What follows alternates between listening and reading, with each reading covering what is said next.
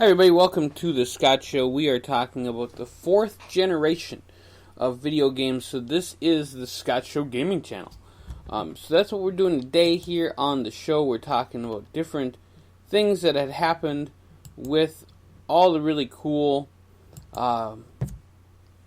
games back in the day. So let's get to it. This is the fourth generation of the history of video game consoles. I'm looking at Wikipedia. So if anybody wonders where you can find all this great information, it is on Wikipedia. It's the fourth generation. So the third is of course Nintendo and Atari, and before it's all the ones that had Pong and all those other games. This fourth generation right here is the Sega Genesis, the Super Nintendo, also the PC Engine or TurboGrafx-16. And the Neo Geo. There you go. Also, you had handheld game consoles, which were Turbo Express, Atari Lynx, the Game Gear for Sega, and Game Boy. Now, the Game Boy, I had Game Boy, which was awesome, and Tetris was obviously, that was my favorite game. The launch price for that, incidentally, back in 1989, was $89.95. That was the launching price for the Game Boy back in the day. The Game Gear, which was a little bit more updated than the Game Boy, it came color, which I thought was kind of cool. It was $149.99. Both of them had cartridges. I remember playing the Game Gear and playing Columns, so I thought that was kind of a cool game to play. But the Game Boy, it was always Tetris or it was Super Mario.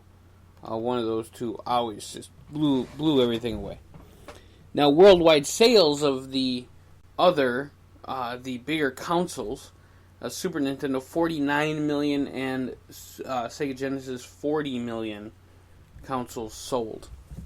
They still sell these. You can still buy them out at antique shops, at antique gaming shops. They still have them. You can go to my mall. In fact, has Super Nintendo and his Genesis and all that. But the one thing I liked about Genesis was Sega Channel. You got to in 1996, and I'll bring up a little bit of the info here. But in 1996, I remember having it. And it was a really cool deal. You got to bring up 30 games a month, and it was sweet to me. So we're going to look that up here in just a second. Go to Sega Channel, because it was really cool. I thought I had looked it up before. So Sega also had a lot of other gaming systems that they had went through, and they started quite early. It was actually, by the way, the Sega Genesis was actually called the Sega Mega Drive in Japan, but when it got brought over here to North America, it became the Genesis. So, a little insight for you guys there. I did have Sega Channel, got to play a lot of really cool games. They had the competitions. It was through your cable outlet. So if you guys didn't get to check out Sega Channel, it was really cool. It was like $10 a month. You got to play all the games you wanted to. It was pretty sweet. So Super Nintendo did not have that, but they had really cool games like Super Mario World. I think it was Super Mario World. Let me take a peek. Quick peek. Super Mario World, yes. And Super Nintendo also had the greatest game of all time.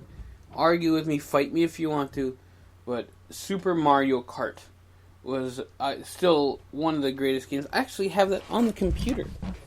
I do. Sega Genesis had Sonic the Hedgehog. These are the ones. The Neo Geo had Samurai Showdown, and the TurboGrafx had Bonk's Adventure. So that was the biggest game sold there.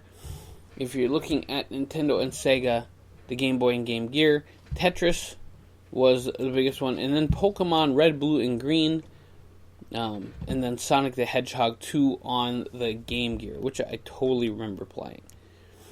Really cool game. Popular games at the time: Street Fighter, Super Metroid, Final Fantasy, Star Fox, which was another big game for Super Nintendo, The Legend of Zelda, Metroid 2, which I remember playing on the Game Boy, and of course, like I said, Sonic the Hedgehog.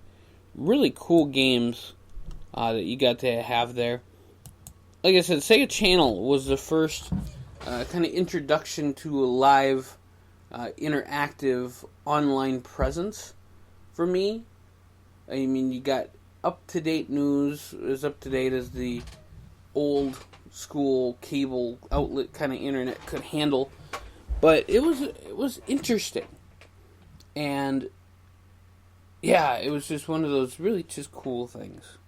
So the Game Gear kind of reminds me of the PSP, in not only style and how it's set up, but in just how the controls are sometimes.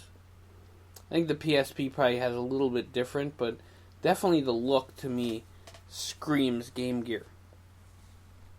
It's an easy one to hold. The Game Boy was longer. The Game Gear the Game Boy was taller. The Game Gear was longer, and it kind of reminded me more of a controller anyway, especially the newer school controllers. So, if you have any questions, comments, concerns, anything about the 4th generation of video games, you want to talk about it, we will be back with a little bit more insight on these games. We'll go to the 5th generation, which obviously I believe we're going to be introducing the PlayStation, which will be really cool, and we'll see what we can do here. We will get more information as we go along. I'll give you guys some more insight. I can't wait to do the 5th generation of video games here on thescottshow.com, patreon.com/scottshow. You can also go to tinyurl.com/thescottshow, or you can go to twitter.com/scottshow2 and like us, and you go over there and hang out and have a great time. So I'll catch you here real soon on thescottshow.com. I just want to send out all the love in the world to you guys. I appreciate you wholeheartedly. Thank you for listening. And like I said, comment. Tell me your favorite video game out of Super Nintendo and Sega Genesis. Or the other ones, if you owned another one. And we'll see you guys very soon on thescottshow.com.